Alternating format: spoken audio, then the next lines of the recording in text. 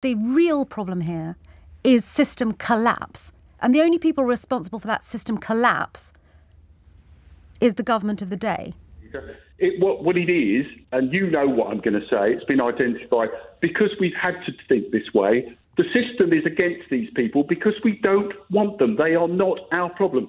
There's no problem with the system. I'm totally confused by why you keep saying they're not our problem. If somebody comes to our shores seeking help, I don't see them... Hang on a minute, Jonathan. I don't see them as a problem. I see them as a human being who has to be subject to the systems that we have of the day to assess what their claim is and whether or not, under international law, including the European Convention on Human Rights, to which we are signatories, or the 1951 Convention, the UN Convention on Refugees, I don't see them as a problem. I see them as a human being, potentially in a great deal of need. And I see us as a first world country, the 6th largest economy in the world. And I see them as people who may need shelter and as people who might be bringing something to this country. That's how I see them. So why do you see them as a problem? Yes, but you've just said earlier in your programme that we're poorer now, apart from London, we're poorer than Mississippi. So how can we be this rich nation? You are mixing two things. You are completely mixing two things up. Really not. It's you that's wrong. You are completely wrong. OK, let me tell you. Well, hang on a minute. Wait a minute, Jonathan. What am I wrong on exactly? Because first of all, you start this conversation by saying to me that, Sangita, you're absolutely right. The reason we've got massive waiting lists, bigger than ever before, the reason we can't buy houses, the reason our economy has flatlined is not because of this 100,000 asylum seekers. And now you're saying it is. So which one is it, Jonathan? I'll tell you which one it is, Sangita. You're wrong. First of all, get my name right. First of all, get my name right. What is my name? Jonathan, what is my name? What is my name, Jonathan? You cannot talk until you get my name right. It is sheer laziness on your part that you cannot be bothered to say the name of the presenter who you are speaking to. So say my name correctly, and then we can carry on having a conversation. What is my name, Jonathan? You're just picking on the next thing. What is my name? You're so sad. What is my name? Sad. You won't be bothered because you do not think my name is worth saying. And why is that, Jonathan? I think, right, you're wrong. And you're just using this name thing now because you're being picky, because you're losing the argument. I'm certainly not losing the argument, my friend. Completely. Not people on any level am I not getting what they want. OK, hang on a minute. Too many people. Let me hang on. You think this country is, quote, unquote, full and we have too many people. You think we have no legal obligations to assess the claims made by asylum seekers. Wrong. You seem to think that the reason you can't get a hospital appointment, or whoever it is you think can't get a hospital appointment, is because of these asylum seekers. You are wrong. You seem to think the housing crisis is because of these few thousand people. You are wrong. I have not lost this argument in any way, shape or form. And you, Jonathan, do not have the decency to ring up this radio station and say my name properly. My friend, this call is over. Call me again when you've learnt what it is. Thank you very much indeed. The Suella Braverman, our Home Secretary, the woman holding one of the greatest offices of state in this country, decided to tell the nation that the spectre of the far right is overblown. Really? Is that right, Suella? Really? And by the way, Miss Braverman, where are you this morning, might I ask? Because I find it quite interesting that in the week that you did that, you've been rather sluggish, haven't you, in making any kind of statement at all about what we saw yesterday, which was a disgrace. And don't tell me that is typical of the people of Liverpool or Merseyside. It is not. What it is typical of is the online radicalisation of people in this country who are fed up with the chronic shortage of funding when it comes to schools or healthcare or education or a myriad other things, transport, infrastructure. What we are seeing is the systematic dehumanisation of a minority of people to explain away a failure of policy. And it's an absolute disgrace. Is Israel willing to allow those supplies into Gaza? Your question is whether supplies may be delivered through the Egyptian-Gaza border. I would suggest that is not an appropriate question to be asking an Israeli government spokesman. I do not control that border. Well, they say that they were being stopped by Israel, who've sealed the borders. Therefore, it is an entirely appropriate question to ask you. And that, in fact, was reported by the BBC just 3 days ago. Unless, of course, you're going to say they're not verified journalists either. I will answer. First of all, Israel does not control the border between Egypt and the Gaza Strip. Israel does control the border. It has sealed the entrance, hasn't it? Israel has not sealed the border between the Gaza Strip and Egypt because we do not control that border. That is a border between Why did an Israeli Republic of spokesperson Egypt. say that to the BBC just 3 days ago, then? I'm not aware of this specific report. I can speak to the reality inside Israel, which is that the main crossing between the Gaza Strip and Egypt was between the Gaza Strip and Israel was almost entirely destroyed on Saturday when Hamas death squads invaded, massacred everyone in their path, and blew it up. The only openings between the Gaza Strip and Israel at the moment are the holes in the fence that we're desperately trying to seal, and I wouldn't advise anyone to try to pass through those. We're talking about an area of active combat, rockets still falling on the area, Israeli forces trying to secure the scene to make sure that terrorists do not come out. The infrastructure does not exist on the ground for supplies to be delivered between Israel and the Gaza Strip because we're talking about an ongoing conflict zone and areas that are constantly being under attack from the terrorists inside the Gaza Strip who perpetrated the massacre that we saw last week. As I said, the world's worst terror attack since 9/11, and that is a terrorist organization that Israel is determined to destroy inside the Gaza Strip while minimizing harm to civilian casualties by asking them to get out of the way temporarily. If the WHO can get supplies in via the Egyptian border with Gaza that you say you have no control over, would you ensure the safety of the humanitarian convoy? As I would refer you to my answer to your previous question, Israel is currently working with international partners to create a humanitarian framework that will ensure the safety of people in the southern Gaza Strip who get out of the way from the fighting in the north. Beyond that, I cannot elaborate, saying that Israel is working with our international partners to create that framework. Understood, Mr. Levy. Let's talk about the hospital. You've just referred again, haven't you, to the northern part of Gaza. You accept that you have ordered 1.1 million Gazans to flee southward. Inside that northern territory is Israel's biggest hospital. That includes babies that are in incubators, that includes the elderly, that includes people that that have just undergone operations, that includes people who are victims of, as Israel has described, the collateral damage done by targeting Hamas buildings. How do you expect any of those patients to flee northern Gaza and move south? If I'm not mistaken, Sangita, are we talking about the same hospital in the Gaza Strip underneath which the Hamas terrorist organization has established its military headquarters? Are we talking about the same hospital? I'm asking you a question. How do you expect the patients that I have just described to you to flee? I think the question that should be asked is why the Hamas terrorist organization That may has be the question established... you want asked. That is not the question I am asking you. How do you expect patients in Gaza's biggest hospital to flee? Israel wants to target the Hamas terrorists who are responsible for the massacre last week. For that to happen, we need civilians to get out of the way. We understand that may be a very difficult task. We understand that may be a very difficult task. That's why Israel has identified routes along which people may evacuate. That is why Israel has given them more time. What happens if they can't leave because they're sick?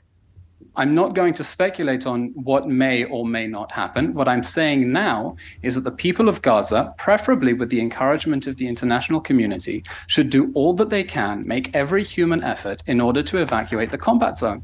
Because Hamas has embedded itself deep inside civilian population, under the civilian infrastructure, inside homes, inside schools, inside hospitals. And in order for us to target Hamas, we would like as many civilians, as many as feasibly humanly possible, to get out of the way. Hi, a great show, by the way. Thank you. Let me just say first, I am a Tory party member, and my dad was a constituency chairman. And we support Boris, and I'd say, in my estimate, 80% of the members support Boris. So that's where we're at. And our perspective is different to the media perspective, the markets. Both my daughters work in the city. There's a lot of AI algorithms coming from abroad, tampering with the markets. Now, we can't let the markets and the media run our country. It's a democracy. We are the voters, and we support Boris. So we want Boris back, and Boris has the best chance of winning the general election next time. So Rishi's not going to win it. Rishi's not even British, in most people's opinion. He's not. He's got American allegiance. His family's American. They're Indian business people. He'll go and live in America, no doubt. He doesn't love England like Boris does. Okay. Jerry, to my knowledge, Rishi Sunak was born in the UK. He went to Winchester School, which, as you know, is a long-established public school in this country. As I understand it, he was born at Southampton General Hospital. Well, can I just say, one of my mates, I was in the military, one of my mates was born in Uganda. He's white as the driven snow, and he's English as English can be. He's not African, is he? Because he's born in Uganda. That doesn't mean anything. No, sorry, I'm just picking up I'm just picking up on the fact that you suggested that Rishi Sunak isn't British or English and doesn't love the country as much as Boris Johnson as a result. So I just want to clarify that with you, that he was born in this country, that he went to one of the country's most prestigious public schools, that he has worked, of course, in the city and then took up politics, that he is the man that many people credit through the furlough scheme, saved the economy. And you don't think that proves that he's British? Holds a green card. His wife and the family business, their fortune. His wife. Hang on. He's relinquished the green card, first of all. True, and quite rightly. He had to relinquish it. His wife is not British. She holds American citizenship. He himself is a British citizen, isn't he? Okay, lots of people are. Half of Al Qaeda are British citizens. You don't understand how. I'm so sorry. Can I just be very clear here? Because I just want to be clear that I've actually heard you correctly. Have you just likened Rishi Sunak, the former Chancellor, and possibly the next Prime Minister, to a member of Al Qaeda? Shemaine, I'm just saying, having a British passport doesn't mean you're a true English patriot who loves England. Boris loves England, and Rishi Sunak will be decimated if he leads the Tories into the election. I'm just telling you what Tory voters believe. He will be decimated. He didn't even get barely 40% of Tory members, let alone the electorate. He'll get about 20% of the electorate. You are aware that Boris DeFeffel Johnson was born in New York, aren't you? That's what I'm saying. You can be born anywhere. You know that. It's how your allegiance lies to the country. I said one of my best mates was born in Uganda. What do you expect? I'm absolutely fascinated here. What do you expect Rishi Sunak, former Chancellor, British citizen, someone educated in this country, someone credited with saving thousands of businesses through furlough, someone who has dedicated his life, according to many of his backers, 100 of them, 100 MPs now. What more would you like to see him do to prove his Britishness to you, Jerry? What would it take? Well, what is the final thing that you think will make him British? And British enough precisely for Tory members like you to vote for him? Well, his family are still, their money and their taxes are still in India and America for a start. So you can ignore that if you want. That's actually fine. Since the scandal, his wife, as I understand it, has given up her non-dom status and will be paying tax. Her tax affairs have been regularised. So we've just removed two of your main concerns, which is where was he born, the fact he's got a British passport. We've also now dealt with the issue that he's relinquished his green card and his wife has now regularised her tax affairs. What else does he need to... Now, we've dealt with all of those things, Jerry. What I'd like to know is, because you say that you represent the average Tory member, what I'd like to know is, what do you think Rishi Sunak needs to do to prove his Britishness to the point where you believe Tory members would vote for him? I don't doubt he's British, don't get me wrong. You said he doesn't... Hang on. You said he doesn't love his country. England. He doesn't love England. his family, his business, they seem to be globalists. They don't seem to love England. And you point out the furlough. Well, we actually see it differently. He gave away £400 billion and practically bankrupted our economy over the idiotic furlough payment. He did not bankrupt the economy. That's just factually incorrect. He did not bankrupt the economy. Also, may I ask you, hang on, Jerry, as we carry on through, this is very important, Jerry, as we carry on this conversation, please don't use the phrase globalist again, because many of my Jewish listeners will find that incredibly offensive, because it has also been used at times as a racist put down to the Jewish community. So carry on, Jerry. If you wouldn't mind answering. That's not true. That's not true. I don't mean Jewish. If I meant Jewish, I'd say Jewish. I did not. Is somebody who has Jerry, once more, I'm going to give you one more chance. I have explained to you that many members of the Jewish community are offended by that phrase. Please do not use it.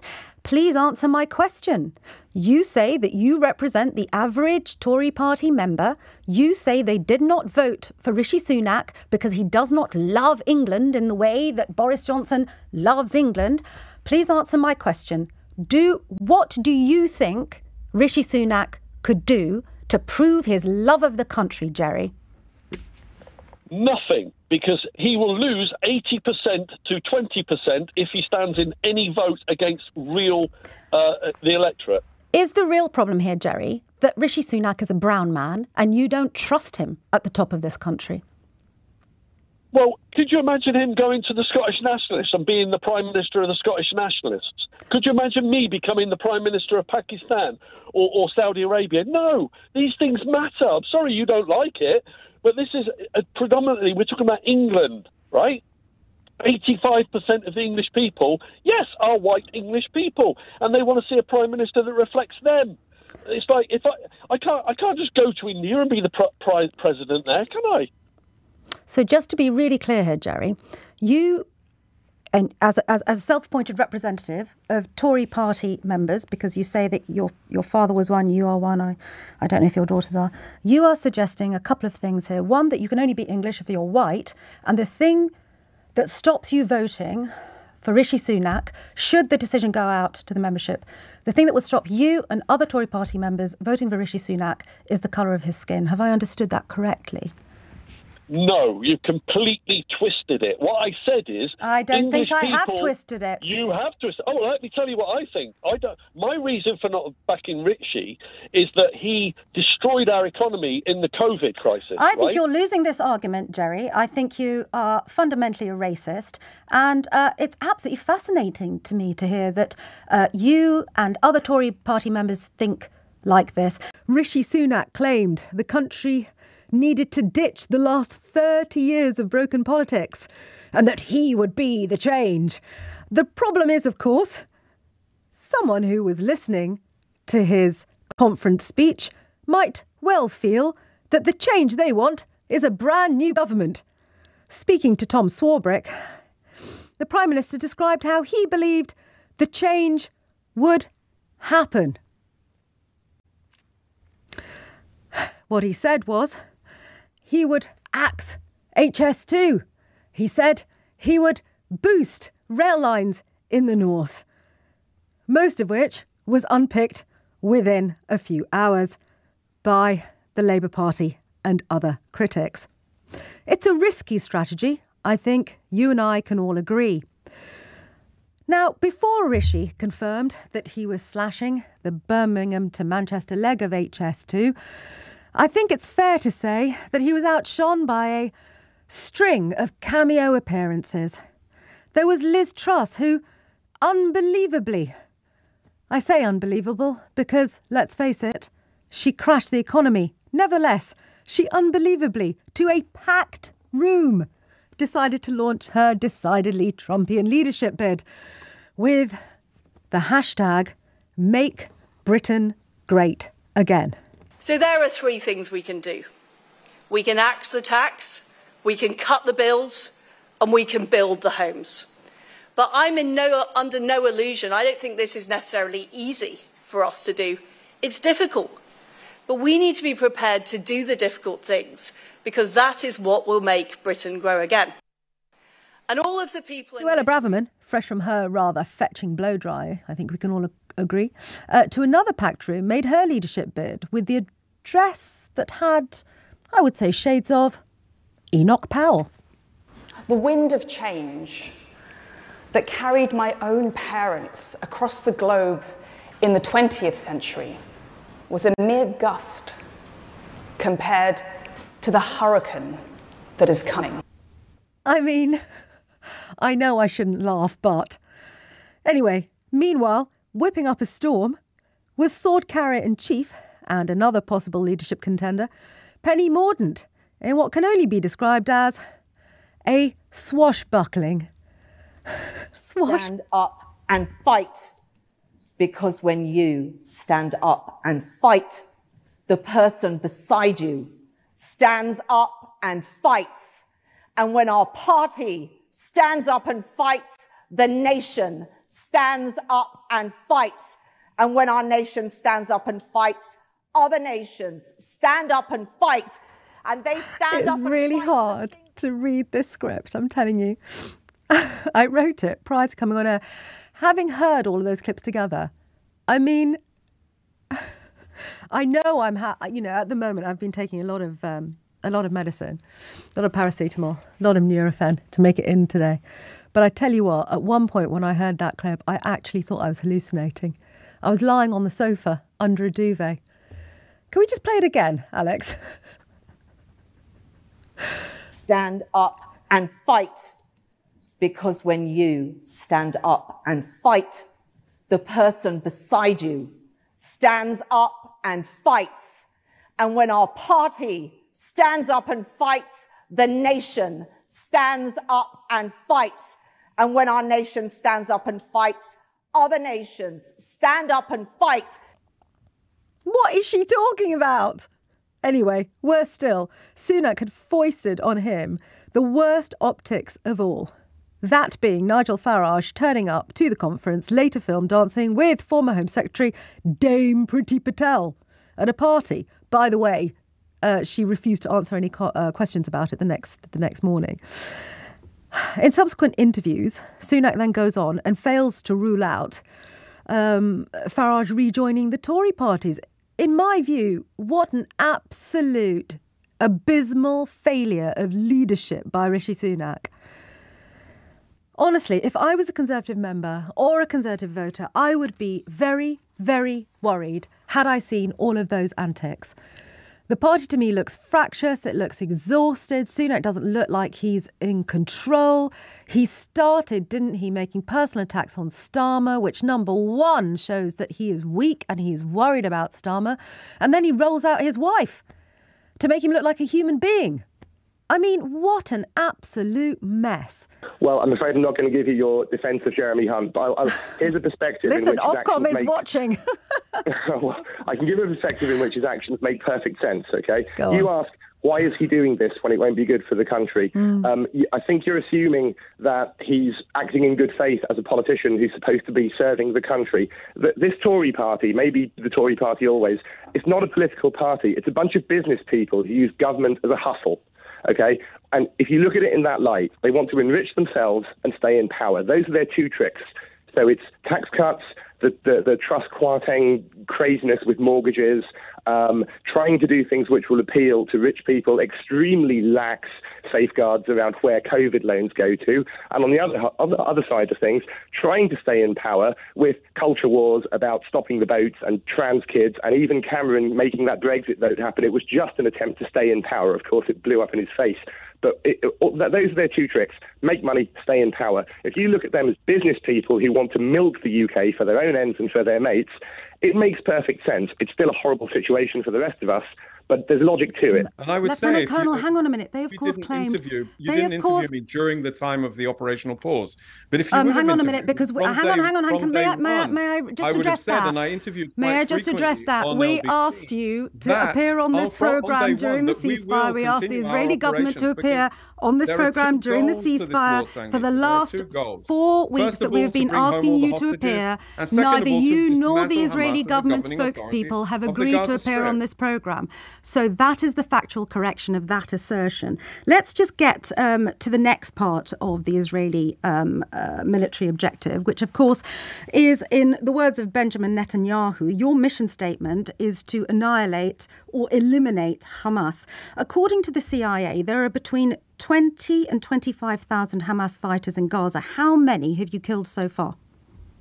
The IDF has two goals in this war, as instructed by the government. First of all, to bring home the hostages, every last one of them. And second is to dismantle Hamas as a governing authority and to destroy its terrorist capabilities so that it can never hold a sword of death above our heads ever again. That is what we're doing. That's what we're doing, I would say, every day. And indeed, even in the last 24 hours since we resumed our operations, we have killed tens of their terrorists in different locations in the northern Gaza Strip. And precision strikes. And we will continue to do so. There is actually no pressure on us from our perspective. There is no time limit. We have time on our hands in order to implement this feat. We have to understand, Hamas have governed the Gaza Strip for 16 years. In that time, they have embedded themselves extensively. How many have you killed? We are going to defeat them. We are going to operate. How many of the 20 to 25,000 the CIA say exist? Thousands of Hamas terrorists have been killed since the beginning of the war. So officially, I can tell you officially, since you can't, when I looked it up, according to Israeli officials, between 3,000 to 5,000 Hamas fighters have been killed in the last 7 weeks. But of course, according to the Hamas-controlled health ministry, 15,000 Gazans have been killed during the bombing, half of whom are children. Is that proportionate? That was I think, absolutely a reality on the ground. If you said 5,000 terrorists have been killed, that's successful.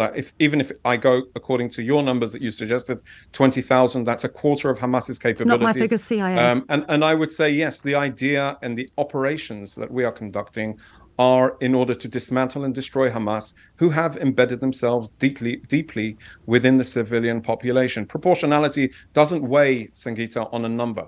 Proportionality in warfare weighs on distinction and weighs on military necessity. And that is proportionality, not some abstract number, which is terrifying every time I see the images on the television. They are heartbreaking, but it doesn't change the fact that the Hamas have to go. Hamas has to leave the arena for everyone's good. There is a reality where this organization has conducted the most lethal, brutal, merciless attack against Israel that has a history of being attacked by terrorist organizations. Nothing on this magnitude. And that Lieutenant is Colonel, when let's talk about distinction, because you have drawn the issue of distinction. As a strategic strike against us. When they please let me ask you a question. You have raised the issue of distinction, so please do let me ask you about that. You've raised it, and I'd like to ask you about it, if you wouldn't mind, rather than just talking over me. So you have raised the issue of distinction, and that is absolutely crucial. I agree to the issue of proportionality. At the start of this military campaign by the IDF, you asked over 1 million people to move from northern Gaza to southern Gaza. We now have 1.8 million displaced people inside Gaza, now in the south. The bombing has continued. Where do you expect the displaced people and those who are originally from southern Gaza to move? The operations are continuing. We are evacuating specific locations to conduct our activities against centers of gravity that Hamas has established. We are doing it, I would say, step by step, strike by strike, in a way that limits the civilian casualties, but it achieves our goals as we outlined in the beginning. How? How are you doing it? We are asking people to evacuate in order to safeguard their lives. How are you asking them to evacuate? In order to get them out of harm's way. How are you asking them to evacuate, Lieutenant Colonel? We are conducting extensive efforts, including text messages, leaflets. Yesterday, we launched specifically for this stage of the operation, designated a map on online map that each Palestinian in Gaza can identify specifically where they are, and when they're asked to move specifically, they can move to different locations which are deemed safer for them to be. So this is your map that divides Gaza into something like 2,000 little zones. You have to have Wi-Fi, and you have to be able to access that map, and you have to be able to have enough energy, electricity, to make sure that your laptop can work or your desktop can work. It's completely unrealistic, isn't it, given the total siege of Gaza over 7 weeks, that anybody on the ground is going to be able to use this map in any kind of effective way. Even when you did a leaflet drop, and this is verified, when you dropped leaflets asking people to leave one zone and move to another, the numbers on your map didn't actually correspond to the 4 areas that were told to evacuate. There is no way you are going to be able to minimise civilian casualties going forward, is there? What I can tell you is this. Government statistics show that the majority of rough sleepers in England are UK citizens, men over the age of 26. Charities are saying there are not enough hostel places, and many people find hostels scary places at night. They don't feel safe because people who are homeless often have very complex needs, including mental health and drug addiction issues. What Suella Braverman is doing is demonising vulnerable people. Homelessness, including rough sleeping in this country, has increased as a result of the cost of living crisis. People have been losing their homes. They cannot afford rent. These are structural, endemic issues in our country. And who has been in charge? This government for 13 years.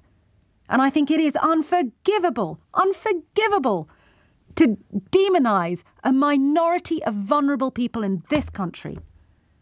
And she should not, as a secretary, as the Home Secretary, be doing that. It is a misuse of her position. And I would urge all of you not to take a cue from her. Use your own eyes, your own ears, your own ability to read and analyse what is happening in this country. Don't turn on a vulnerable minority who don't even have an address or a place to live or somewhere not to freeze at night as winter approaches. Don't do that. I implore you.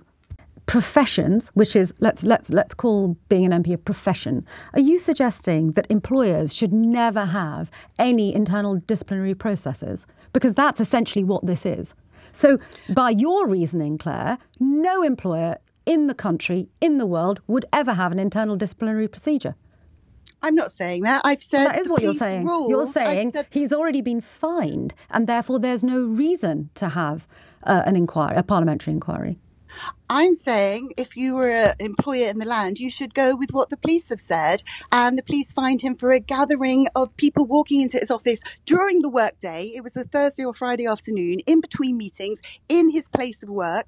They were all, employees working during the pandemic in exactly the same way as hospital staff were gathering. I was working in my newspaper hospital office at the staff time. were not having drinks and having parties and puking up on walls and breaking children's swings. And I think, honestly, Claire, nurses and paramedics and doctors listening to you now will be deeply offended by that parallel. Well, this is another thing. The Sue Gray report at the time wasn't talking about the leadership of Boris. If you check all the dates, Boris wasn't in Downing Street for most of that time.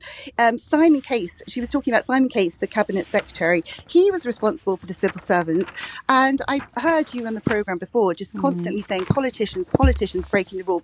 No, I didn't say politicians breaking the rules. I said I reported what has been widely reported to be fact, which is that he was fined along with Rishi Sunak for attending a birthday party. It was a fixed penalty notice that was handed out to him. And I think you know that that's the case, don't you? Because if you're suggesting that isn't true, then I'm sorry, I'm absolutely baffled. I wrote about it at the time. I actually thought the police should hand him back his fine. He didn't break the rules.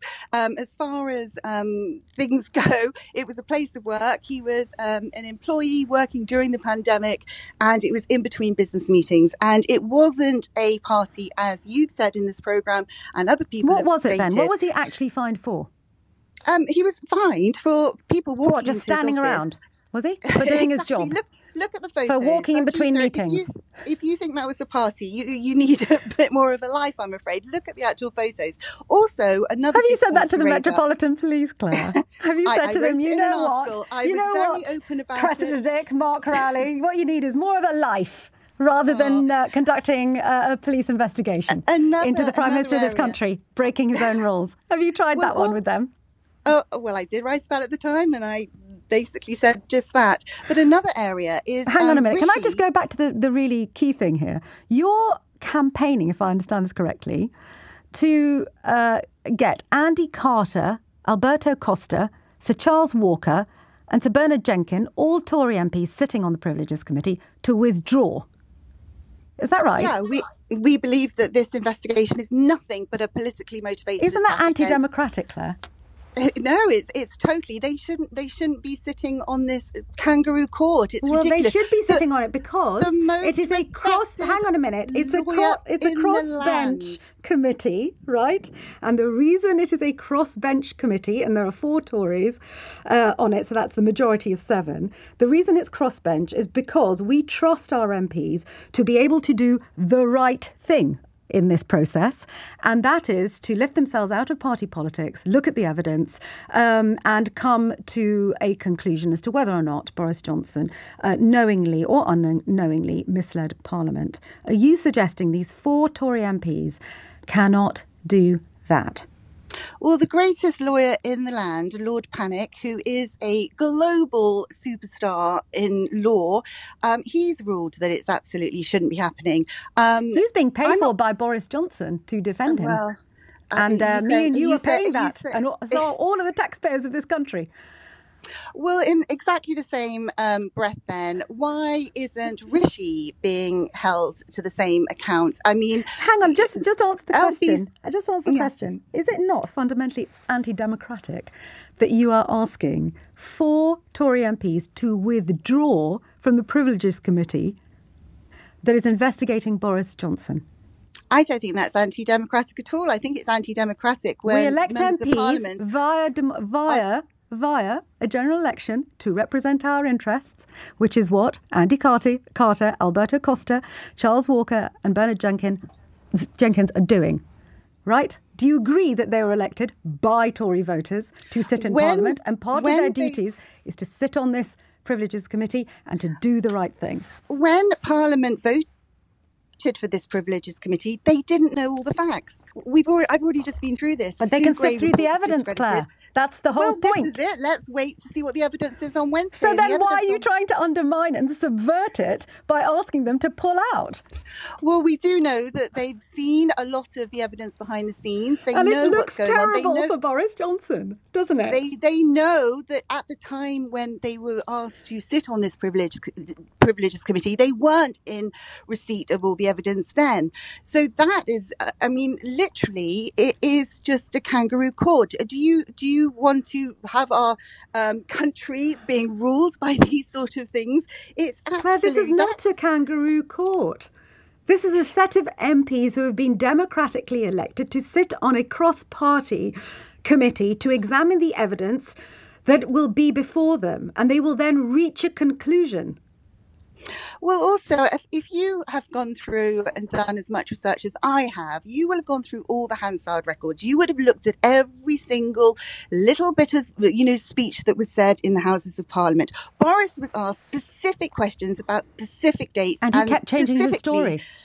Absolutely. That is a slur from you. No, it's not a slur from me. I watched it. I saw it. First he said that he was not aware of any parties. Then he said he'd be outraged if there were some parties. Then it turned out that he'd just been fined by the Met, in fact, and he was at one of these parties. And then he went on to say absolutely he didn't mislead Parliament. Sangita, that is actually It's Sangita, by the way. I can go through them now. December the 18th. No, please don't. But listen, you've made your point very eloquently, Claire. But yes, so listen, my final question to you is the issue of sanctions, right? This is where I have a real problem with it, because it would transpire that if he is found guilty of misleading Parliament, then if he is suspended for less than 10 days, he will just walk straight back in on the 10th or 11th day and carry on as usual. If he is suspended for more than 10 days, that might trigger a by-election. But in the end, any of these sanctions will have to be put before Parliament and MPs will vote for it. I think I know what the answer is, but I'm going to ask you anyway. What do you think should happen in relation to sanctions? Do you know what? If he's found guilty, wrongly found guilty, it will in perpetuity, it's going to restrict the ability of any MP to answer any question in the Commons from here on in. I mean, we have got to have the right thing done here. I've seen the evidence. The people will see the evidence on Wednesday. Boris did not mislead Parliament. We've been through it with a fine-tooth comb. It really is just a witch hunt from the left, from Labour. I mean, Can I ask you something? If you believe it's such a witch hunt, if you believe you have evidence that he did not mislead Parliament, what are you scared of? I'm not scared. I want him back in place. You are scared because you're trying to dissemble the Parliament. Hang on a minute. You're trying to dissemble the committee by demanding that these 4 Tory MPs pull off it. So you are scared, right? So what are you scared of? Because you keep saying over and over again in this interview that you've seen evidence that will clear Boris Johnson. Well, then let that evidence be put before the committee. And if you are right, he will be cleared. And if you are wrong, he will be found guilty of misleading Parliament. I tell you what I'm scared of. I'm scared of socialism getting into number 10. I lived in Los Angeles for the last 14 years before the pandemic. I've seen what happens when you allow socialists in the door. I want a Conservative government. I believe in this Conservative government. And I believe Boris is our true leader. And I do respect Rishi. Of course, I respect Rishi. OK, let's not talk about Rishi. This isn't about Rishi. Claire Bullivant, but good try, though. Claire Bullivant, editor of Conservative Post. I tell you, you must be the first person to ever come on this programme and called Andy Carter, Alberto Costa, Sir Charles Walker and Sir Bernard Jenkin socialists. Thank you very much indeed for your time.